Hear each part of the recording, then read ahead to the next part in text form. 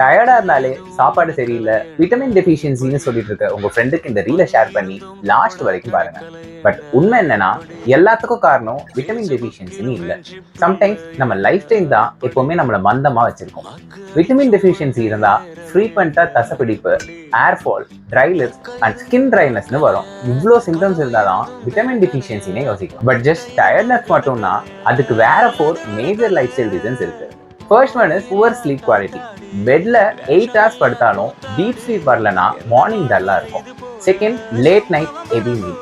Digestion overload ஆச்சுன்னா morning சோம்பேறித்தனமா தான் இருக்கும். And third one, dehydration. ஒழுங்கா தண்ணி குடிக்கலனா கூட டயர்டா இருக்கும். And fourth one, stress plus over thinking. உங்க பிரெயினோட பேட்டரியை ஃபுல்லா ட்ரைன் பண்ணிடும். ஸோ ஃபர்ஸ்ட், விட்டமின் டெஃபிஷியன்சியை கன்ஃபார்ம் பண்ணுங்க. எல்லாம் நார்மல்னா it's a routine that needs to be fixed and not tablets.